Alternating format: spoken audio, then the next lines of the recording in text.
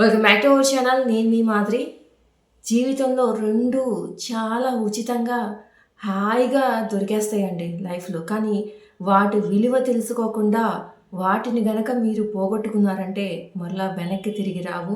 అంత అమూల్యమైనవి కూడా. ఉచితంగా లభిస్తున్నాయి కదా అని చెప్పేసి అవి వాల్యూ లేనివి అని మాత్రం అనుకోవద్దు. మరసలు అవేంటి అని అనుకుంటున్నారా? ఏం లేదండి. స్నేహము, సమయము. ఈ 2 కూడా చాలా విలువైనవి. ఉచితంగానే నువ్వేమి డబ్బులు పెట్టి కొనుక్కోవాల్సిన పని లేదు. ఏం లేదు. కానీ ఇవి ఎంత విలువైనవి అనేది అవి ఉన్నప్పుడు మనకు తెలీదు. అవి కోల్పోయిన తర్వాత ఆ కోల్పోయిన వాళ్ళకి మాత్రమే తెలుస్తది అవి ఎంత విలువైనవి అనేది. ఎందుకు అంటే సమయం అనేది గడిచిపోయిన తర్వాత వెనక్కి తిరిగి నువ్వు చూసుకుంటే అక్కడ నీ మెమరీస్ అవి మంచివో, చెడవో అవే కనిపిస్తాయి. కానీ మళ్ళా ఆ టయాన్ని నేను ఏదైనా చేయాలి, మార్చగలగాలి అంటే మన చేతుల్లో ఉందా? ఖచ్చితంగా లేదనమాట. అంత విలువైంది సమయం అనమాట. కానీ వాటి విలువ మనకసలు తెలీదనమాట.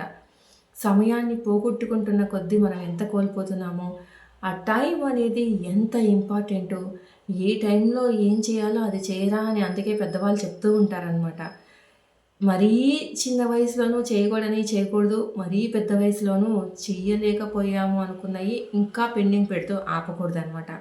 అలా టైం అనేది వెరీ, వెరీ, వెరీ చాలా ఇంపార్టెంట్ అయినది ప్రతి ఒక్కరి లైఫ్‌లో.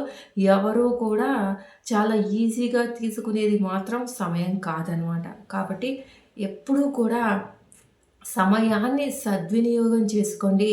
సమయాన్ని అనవసరంగా పోగొట్టుకోకండి. పోగొట్టుకున్న తర్వాత అరే! ఆ టైంలో అలా చేసుంటే బావుండేది అని రిగ్రెట్ ఫీల్ అయ్యేలాగా మాత్రం మీ జీవితాన్ని మీరు ఉంచుకోకండి. ఎందుకు అంటే చెప్పాను కదా! గడిచిన కాలంలో ఇలా జరిగింది, అలా జరిగిందని అలాగా కథలుగా చెప్పుకోవడానికి మాత్రమే గడిచిపోయిన సమయము మనకి పనికొస్తదనమాట. సో, దాని ప్రభావం ప్రెజెంట్ మీద ఉంటది, ఫ్యూచర్ మీద ఉంటది. కాబట్టి సమయానికి అనుకూలంగా సమయాన్ని దృష్టిలో పెట్టుకొని ఎక్కడా కూడా దాన్ని నిర్వీర్యం చేయకుండా అంటే అనవసరంగా దాన్ని వేస్ట్ చేయకుండా మీ ప్రెజెంట్‌ని హ్యాపీగా గడుపుతూ మీ భవిష్యత్తుకి పునాదులు వేస్తూ మంచిగా సమయాన్ని ఉపయోగించుకోండి.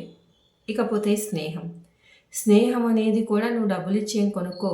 వాళ్ళకి నీ వ్యక్తిత్వం నచ్చో, వాళ్ళలో ఏదో మంచితనం నీకు నచ్చో, లేదంటే మీ ఇద్దరి వ్యక్తిత్వము, మీ ఇద్దరి ఆలోచన తీరు ఒకేలా ఉన్నా కూడా మీకు వాళ్ళతో ఫ్రెండ్‌షిప్ చేయాలనిపిస్తారే, నాలాగనే వీళ్ళు ఉన్నారు, నేను ఆలోచించినట్టే వీళ్ళు ఆలోచించారు అని చెప్పేసి ఇక ఆ ఫ్రెండ్‌షిప్పు ఎక్కడి దాకా వెళ్ళాలి, లైఫ్ లాంగ్ ఉండాలా, ఎన్ని రోజులు అనేది మీ ఇద్దరి రిలేషన్‌షిప్‌ని బట్టి ఆధారపడి ఉంటదనమాట. అయితే స్నేహాన్ని ఒక్కసారి కోల్పోయిన తర్వాత ఎంతో బెస్ట్ ఫ్రెండ్స్ మీరు ఎన్నో ఏళ్ళగా బెస్ట్ ఫ్రెండ్స్. ఒక చిన్న విషయం కూడా మిమ్మల్ని దూరం చేయలేనంతగా మీరు అంత క్లోజ్ ఫ్రెండ్స్ అనుకోండి. కానీ ఏదో ఒక నమ్మకం కోల్పోయో, ఏదో ఒక ఇన్సిడెంట్ వల్లనో మీరు ఆ స్నేహాన్ని పోగొట్టుకున్నారనుకోండి. ఎంత కష్టంగా ఉంటది. ఆ స్నేహాన్ని పోగొట్టుకున్న తర్వాత మళ్ళీ అంత స్నేహం కావాలి అంటే చాలా వరకు మాక్సిమం ఇప్పుడున్న రోజుల్లో అయితే అసలుకే దొరకదండి. ఎందుకంటే ఇప్పుడున్న రోజుల్లో అసలు మంచి స్నేహము, ఇంకా ఎప్పటికీ గుర్తుండిపోయే స్నేహం లాంటి స్నేహాలు కనపడడమే కనుమరుగైపోయినాయన్నమాట. అలాంటి పరిస్థితిలో ఒక రియల్ ఫ్రెండ్‌ని నువ్వు పోగొట్టుకున్నావంటే, మళ్ళా సంపాదించుకోవడానికి ఎంత కష్టం చెప్పండి. అంటే సంపాదించుకోవడం అంటే ఇదేమీ డబ్బులు కాదనుకోండి. బట్ అంత నమ్మకాన్ని, అంత ఫ్రెండ్‌షిప్‌ని ఒకళ్ళ దగ్గర మళ్ళా మనం తెచ్చుకోవడానికి అంత మంచి ఫ్రెండ్ దొరకడానికి ఎంత కాలం పడతది చెప్పండి. కాబట్టి చిన్న చితక గొడవలొచ్చినా కానీ ఫ్రెండ్‌షిప్‌లో దాన్ని సాల్వ్ చేసుకోవాలి కానీ ఫ్రెండ్‌షిప్‌ని వదిలేసుకునే అన్నటువంటి అంతటి నమ్మక ద్రోహాలు ఒకరినొకరు ఎవరూ కూడా చేసుకోకూడదు. నువ్వు మీ ఫ్రెండ్‌కి చేయకూడదు. మీ ఫ్రెండ్ నీకు చేయకూడదు.